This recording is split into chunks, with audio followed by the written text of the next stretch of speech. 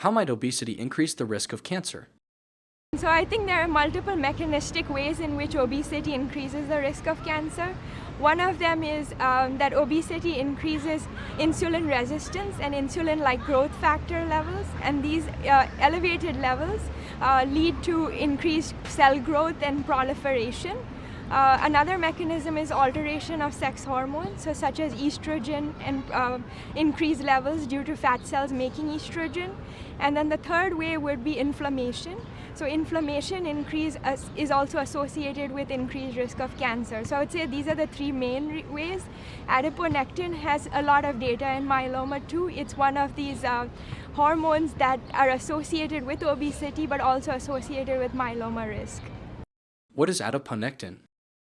Adiponectin is a hormone that is associated with anti-inflammatory, insulin-sensitizing properties and is associated with obesity as well. So increased adiponectin levels are associated with a normal BMI, and decreased levels are associated with obesity.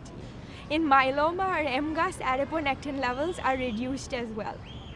Is there a way to increase adiponectin? Weight loss to bringing the BMI to a normal BMI is associated with an increase in adiponectin levels.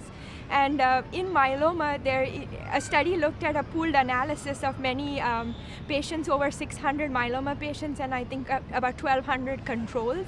And what they showed is that patients with myeloma had lower adiponectin levels compared to normal weight patients who didn't have myeloma. But also obese and overweight patients were more likely to have lower adiponectin levels and an increased risk of myeloma compared to normal weight patients. So I think the risk is highest with the low adiponectin levels if the BMI is above normal.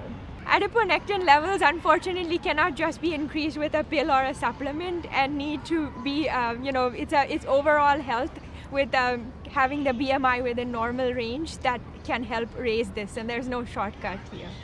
What is insulin resistance? Insulin resistance is where your body is making a lot of insulin, but the cells are not sensitive to it anymore.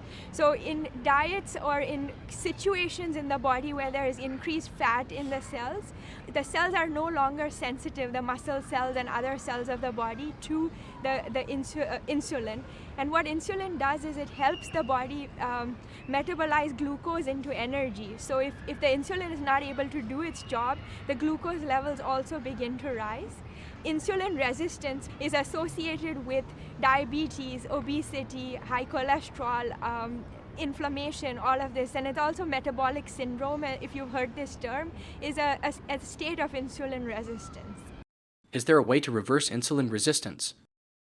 Insulin resistance is associated with increased levels of IGF-1 or the insulin-like growth factor 1, and that has been associated with several cancers as well. So increased levels are associated with increased risk of cancer.